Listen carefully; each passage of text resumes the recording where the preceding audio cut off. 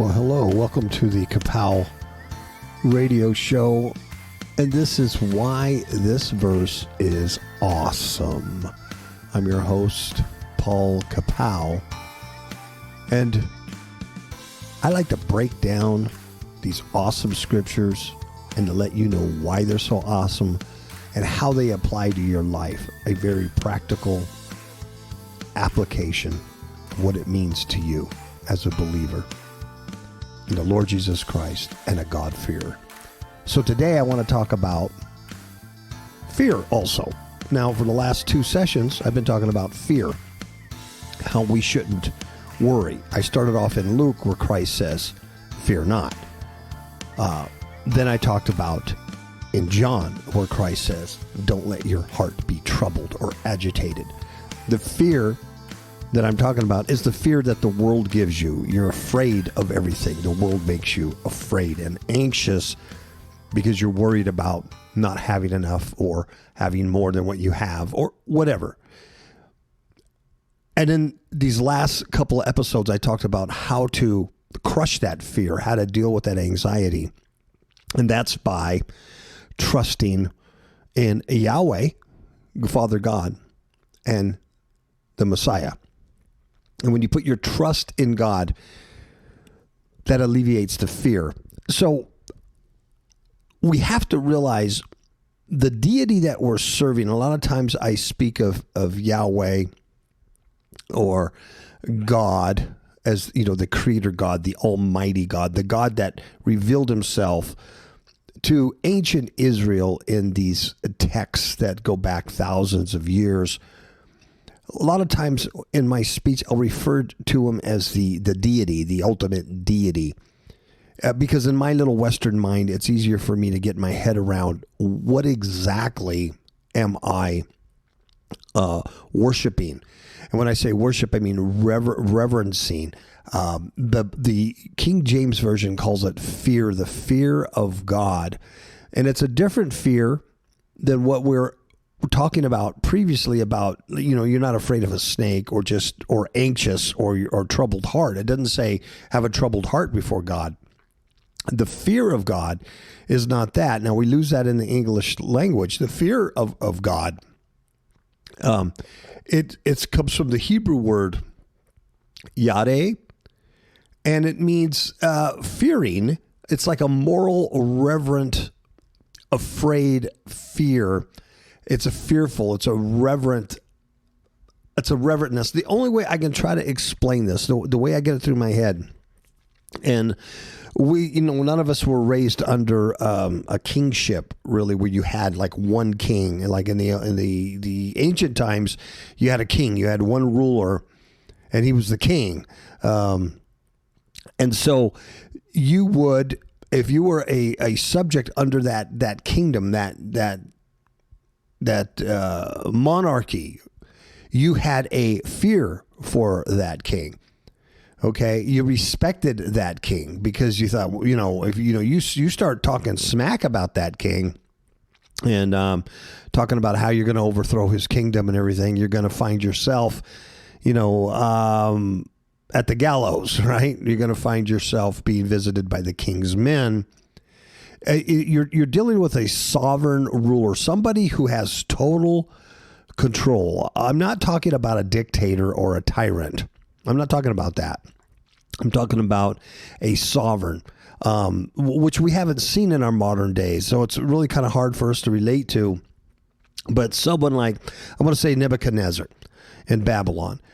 He's a sovereign who God, now even these sovereigns, I'm just trying to make a point here, but even these sovereigns are only sovereigns because God has allowed them to be. God's given the power and the ability to do that. Nebuchadnezzar is a prime example of that.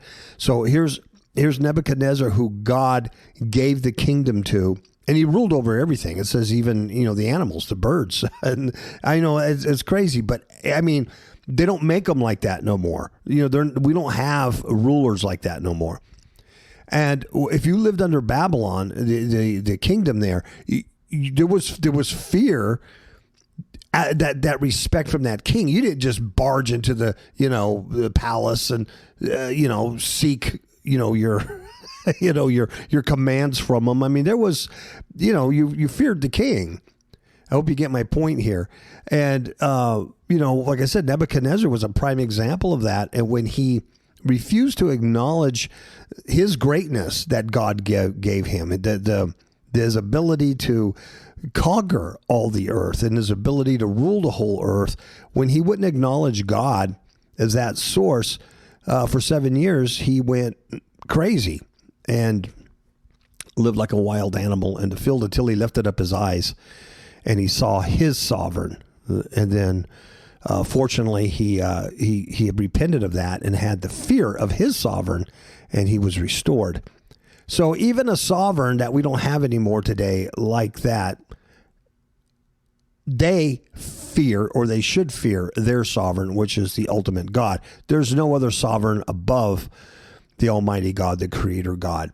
So I hope I didn't beat you up too bad with that and going, okay, shut up, move on, we get it. But that's what I'm talking about. I'm talking about a sovereign God who has the power to destroy your body and your soul. Men on earth have the power to destroy your body. They can kill you very easily, but they cannot touch your soul, your immortal, eternal soul. They cannot touch. Only God can do that. So just having that knowledge alone should put some fear into all of us. And when I say fear, I mean that respect that, wow, there is a sovereign that can destroy my eternal soul. We're talking not just the few little years we have on this earth, but eternity. So that's what I'm talking about. So when the opposite side of fear in this session, I want to talk about yare, or respect. I want to talk about that moral reverence that you would have towards a deity. The Old Testament, he revealed his name, and we pronounce it Yahweh. He was their Elohim. He was their God, their Elohim. So he is our deity. He is the one we respect and worship. And the opposite of fear, when I was talking about the fear of the world and the fear that the system places on all of us, and the anxiety and the troubled heart that we have. The opposite of fear is not peace. A lot of people think, well, if I have peace, I'm not afraid. And that's not true. The opposite of fear is trust, or what we would call faith into something. That something has to be your deity, right? That is the remedy for a troubled heart. It's not peace, it's trust. It's trust. So when you fear God, you say, I trust God. He's my sovereign, and I trust him. I reverence. I am totally submitted to my sovereign. The greatest commandment, when Jesus was asked, what is the greatest commandment? He says, well, the greatest commandment is to love your heart. Just love your God, your Yahweh, your deity, your Elohim, with all your heart, with all your strength, with all your soul, with all your might. And the second one is like it, blah, blah, blah. But he said the greatest commandment is to love your God, to agape your love. Well, how do you love if you don't have extreme respect and trust, right? That love comes out of that respect and trust. It comes out of that fear. Now, I keep using the word fear because that's the way it's translated in our English language, but it comes out of that reverence. But it's not just a reverence like I'm going to walk into a Catholic church and be quiet and not chew gum because I'm reverent. It's not that. It's the reverence of being in the presence of something far greater than you. Okay, I probably beat the dead horse too much. Just one other thing. I remember years ago being on a cruise.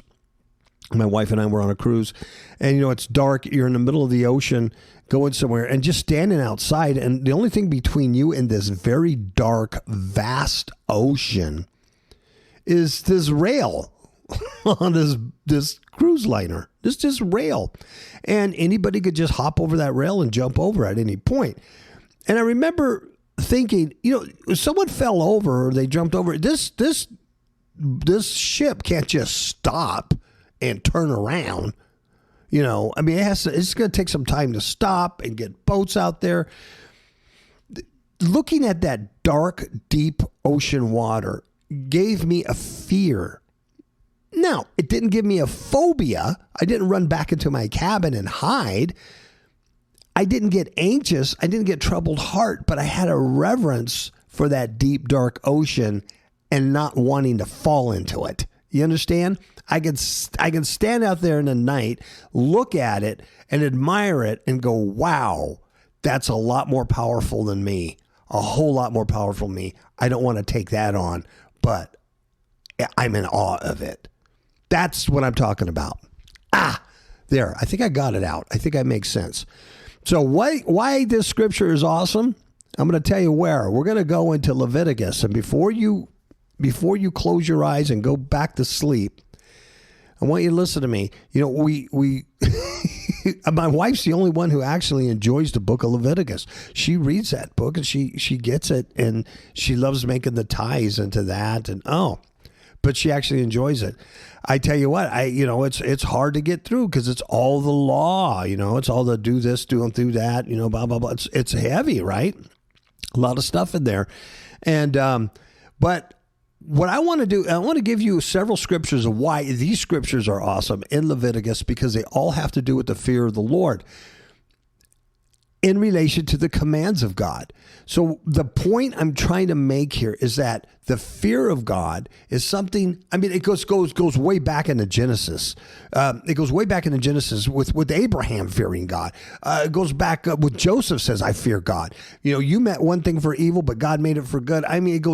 It is a principle from Adam and Eve, the fear of the Lord. It is a principle that is the same yesterday, today, and forever. It will never go away. So as for us living in the year 2021, to understand, to grasp the awesomeness of God and to reverence him in a fearful reverence, that's the best thing we can do for our lives. The best thing we can do.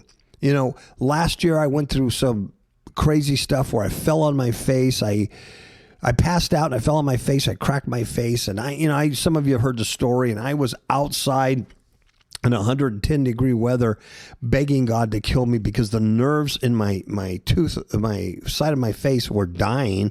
That's what I was told. They were dying. And it was the worst pain I've ever experienced. I was supposed to take a codeine every 12 hours. I had taken 3 of them. I'm surprised I didn't overdose, and nothing would deal with the pain. And I was begging God to kill me. And I just had this fight with God and Satan and, the attempt to curse God and die, that kind of a thing. Some of you have heard this story, and when I went through that, I remember after I'd gone through that, I told my wife, I go, and pardon my language here, I was talking about God. I says, he scares the hell out of me, which is really good because he should scare the hell out of you because you don't want to go to hell. You don't want to go to eternal damnation. You don't want to receive what you deserve. You don't want the justice of God coming on you because that's going to be the wrath of God. You don't want his justice. You want his mercy. So, there was a real fear, and I still have that real fear. I have that real respect. He's my sovereign, and I don't want to cross that line, see? And it's not about works, do's, and don'ts. It's about attitude. It's about your heart. Where your heart is, that's where your treasure is. Okay, so let's go to Leviticus, all right, because I'm starting to preach. Let's go to Leviticus, and I want to start with Leviticus 19. No, you know what? Let's start with Exodus first, with Moses, then we'll get to Leviticus, the law. Exodus 18:20, and or 21, I should say. What's happening is Moses is to select some people to help him out. But here's what I want you to catch, the kind of people. Verse 21 says, moreover, thou shalt provide out of all the people able men. Now check this out. Such as fear God, Yahweh God, reverence God, who are afraid of Elohim. Men of truth. So if you fear God, one of the outcomes of that is truth. Remember last week I talked about the spirit of truth when Christ says, don't let your heart be agitated because I'm going, but I'm sending you to comfort. He's the spirit of truth, right? So in the Old Testament, you have this, that if you fear God, right, that you get the spirit of truth, men of truth. And guess what? they hate covetousness. And remember that. And the week before when I was talking about Christ and the guy that came to him, the kid that came to him and said, hey, will you judge between me and my brother? You won't give me my money. And Christ was dealing with the covetousness. And he says, these people of the world worry about all this stuff. How much money they're going to get? Do I got this? I got that. I need a bigger house. Right? Their covetousness and greed. And Christ, he went and he talked about all the lilies and the nature and stuff. He said, they don't have to worry about none of that stuff. Neither do you. Fear not, because God will give you all these things. He knows what you need. Plus, he wants to give you the kingdom because he loves you, right? So here in the Old Testament, you have fearing God, men of truth. They have a spirit of truth. They hate covetousness. And guess what? God tells Moses to place those guys to be rulers over the thousands and the hundreds and the 50s and the rulers of tens. How many of your mega church celebrity pastors fit this bill? Yeah, how many airplanes do I need? How many mansions do I need? Right? Covetousness. They wouldn't last 2 minutes and in the law. They won't last 2 minutes on Judgment Day either, by the way. So anyway, my point is such that fear God. It is a biblical principle. Out of that becomes truth, lack of covetousness, and those are the people you want to be placed over other people, right? That's God's criteria. Recently, spiritual attacks on innocent people have increased considerably. This is partly due to society's transformation into a satanic cult. Most people are clueless or hopeless in combating this spiritual mayhem. We wish to offer 2 good books to overcome these attacks. First, Demons in My Marriage Bed, a true story of spiritual warfare, offers one of the most effective training systems in combating spiritual darkness in order to gain personal freedom. Second, Eyes to See Unseen Enemies teaches how to see the hidden dangers which are all around us, even in places we would least expect them. Both books can be purchased on Amazon.com as a paperback or ebook. It is our desire that you will take advantage of these opportunities to increase your effectiveness in spiritual warfare and learn how to fight back instead of being a victim. We'll see you on the battlefield. Okay, let's go to Leviticus 19, verse 14. And we're going to look at some laws here, but we're not going to look at the law itself, because that's what we always concentrate on, the law. What we're going to look for is the words, fear thy God, fear thy Elohim, or fear thy Yahweh, the Elohim. It's worded that way. God is, Yahweh is their Elohim, Yahweh is their God. Just like if I said God is my deity, that's how it's used. So verse 14, the law is about cursing the deaf. Okay? Thou shalt not curse the deaf, nor put a stumbling block before the blind, but shall fear thy God. I am the Lord, or I am the Yahweh. Okay, so you read that law and go, wow, these people were actually cursing other people that can't hear them. And they were actually looking at a blind guy and going, hey, let's put a bale of hay and watch him trip. What kind of idiots are they? It's Three Stooges, right?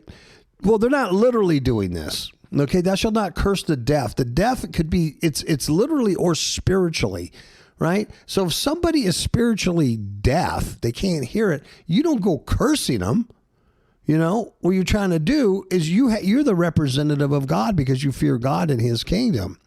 So your job is to be part of God's kingdom, but you don't go be cursing those who can't spiritually hear, right? Because you couldn't spiritually hear either until God opened up your ears, till God called you and you heard that calling. You couldn't hear either. It says, nor put a stumbling block before the blind. It's the same thing. The blind could be physical, but can also be spiritual. Right? People that are blind to the things of God. What would be a stumbling block? What would be a stumbling block that you might put in front of them? An offense, an idol, something that they would go, if this is Christianity, if this is God-fearing, I don't want nothing to do with it. Right? If this is Christianity and all these guys do is beg for money and try to collect airplanes, I don't want nothing to do with it. I mean, that's just one example. Or it could be your example at work. People want to be part of that kingdom, or do at least they respect you for being a part of that kingdom, or they want, I want nothing to do with that. Okay, so it says don't do that. But the thing I want to concentrate on, but thou shalt fear Yahweh, thy Elohim. I am the Yahweh. All right. So not only the laws are a bunch of thou shalt nots, but what we're not catching is the positive aspect of this. But you shall fear God. If you fear God, you're not going to be cursing to death or putting stumbling blocks in front of people. Your life will show that. Leviticus 19:32. How about this one? I can relate to this one. Thou shalt rise up before the hoary head. So the hoary head is an old man. It's gray. Hoary, it's gray hair on your head.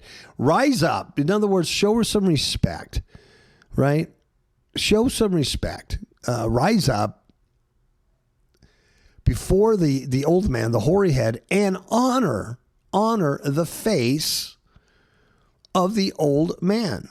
The word there, it means aged or ancient man, and a senator, an elder, somebody in the camp of Israel who was older, who was a little wiser, been around longer. And then it says, and fear Yahweh, thy Elohim. I am the Yahweh.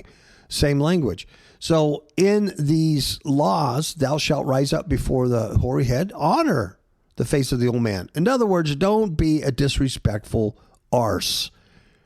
Why are you doing that? Why are you being such a punk to those people, to your brethren? Okay, you got to remember, this is Israel in the wilderness with Moses getting taught the law of God. So, they're not applying this stuff to the Canaanites. Your brethren, you're right. Why are you disrespecting him? Because you need to fear God.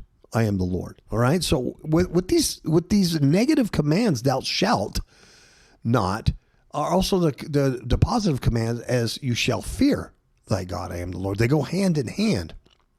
Very interesting. Leviticus 25:17 says, ye shall not therefore oppress one another, but shalt fear thy God, for I am the Lord your God. You shall not oppress. That means to rage or be violent, to suppress or mistreat, to vex or do violence towards one another. You're talking about your brethren. You're talking about the people that you call, your church, the Christ church, people that are involved in Christianity. Boy, we could be the most vicious ones against each other ever. Man, I've been attacked just for stuff I've said. Oh my gosh, man, my book has been attacked. Demons in my marriage bed. I advertise it on this show. Demons in my marriage bed. Boy, I mean, I got good reviews, but I've had people just blast me, man. Or even to this day, somebody will find out about the book. And they'll find out that I had an affair on my wife, 15 years ago or something. And that's how God brought me out of that darkness. It was a thing that was really, it was used for good ultimately for both of us. But it was a very dark period of my life. But I will have people, because I had an affair on my wife 15 years ago, still hold that against me, Once a cheater, always a cheater is what they say. So that was 15 years ago. Now I'm an old man and I haven't cheated, nor am I interested, because I fear my Yahweh and I also love my wife. But what I'm telling you is you shall not oppress one another. You're talking about the kingdom of God. For us other Christians, we shouldn't be oppressing people, vexing them, doing violence towards them. And it says, thou shalt not, but here's what you should do. But thou shalt fear Yahweh, respect, right? To revere, to reverence that terribleness of that water, right, on the ship. You shall fear thy Elohim. He says, for I am the Yahweh, the self-existent or eternal name of God, right? Your Elohim. All right, a couple more here. Leviticus 25:36. How about this one? Take thou no usury of him or increase, but fear thy God, that thy brother may live with thee. What this is about is your brethren that are living with you, your Christian brethren, or your neighbor or whatever. It says, take no usury. Usury is interest on a debt. All right, so you're going to say, well, that's what banks do. That's what we do. That's what we call a loan. You get interest on a debt. But here's the deal. It says, or increase. Now, the Hebrew word from increase is multiplication. It's a percentage or bonus that's in addition to principal, but it's an unjust gain. What was happening is if they couldn't pay back the interest, they couldn't back the loan, then they would throw these people into prison. It's called a debtor's prison. Christ talks about this in the New Testament. And in that debtor's prison, they can't work to pay off the original loan or get the money to get out of prison. And so they're going to be there the rest of their lives. Debtor's prison is really bad. So take no usury of him or increase, right? In other words, just don't take advantage of people to destroy them. And it says, instead, fear thy God, that thy brother may live with thee. But fear thy God, thy Elohim, that thy brother, right, your kindred, may live. They can live with you. You're not oppressing them. All right. A lot of application there. A lot of application to that. Now let's look at one more. Leviticus 25:43. Thou shalt not rule, right? That means tread down or subjugate, to crumble, to have dominion over, to reign over, bear down over. Thou shalt not rule over him with rigor. He's talking about slaves and your people that are indebted to you, people that work for you, with rigor, with cruelty, with harshness, with severity. But shall yade, respect, be afraid of thy Elohim. Right? So it's an interesting little trip down Leviticus Lane, looking at the law, but the positive side of the law of these just a handful that I selected always ended up with, but fear God. Don't do this, but fear God. Don't do that, but fear God. Don't be a but fear God. Don't hurt people, but fear God, And so you see the teachings of Jesus over the last couple of weeks that I went over, both in Luke and in John. You're talking about, dealing with fear and anxiety in your heart being troubled. But the other side of that was always trust God, because he has a kingdom for you, and it's his good pleasure to give you that kingdom. When Christ says, but trust God, have faith in God, but faith in God, he's saying, fear God, be reverent towards God, trust him as your deity, as your sovereign, as your Elohim. And if you do that, you don't need to worry about all this other stuff. Your heart don't need to be agitated, because truly, as like Paul summed it up in Romans when he said, all things work for good to those who are the called, according to God's purpose. He didn't say all things are good to the call. All things aren't good. There's some times that things are really, really bad. But at the end of the day, when it's all over and God pulls you through it, the good that came out of it supersedes the bad you went through. Now, you don't get that when you're going through the bad. You only get it when you're coming out. That's just a fact. And Joseph, man, he's locked in prison. And his brothers threw him in that pit. And he's locked in prison. Potiphar's wife lying on him. All kinds of stuff for years before God elevated him to a position where he could help the nation of Israel survive and then flourish. And he says in Genesis 50, what you meant for evil, God meant for good. All things work for good to them who are called. Even if you're going through crap right now and you don't see it, hang in there. Trust in your Elohim. Trust in your God. Fear God. and it's going to be okay. Okay. So I keep going over this theme. Last night I woke up, in the middle of the night, and I had that, that theme about, trust God and, all things work together for the good. And I had a little bit of fear, I had a little bit of anxiety. I'll be honest with you, when I woke up with that on my mind, I thought, something's going to happen. What's going to happen that I'm going to need this scripture? And so I had to say, don't let your heart be troubled. God has this.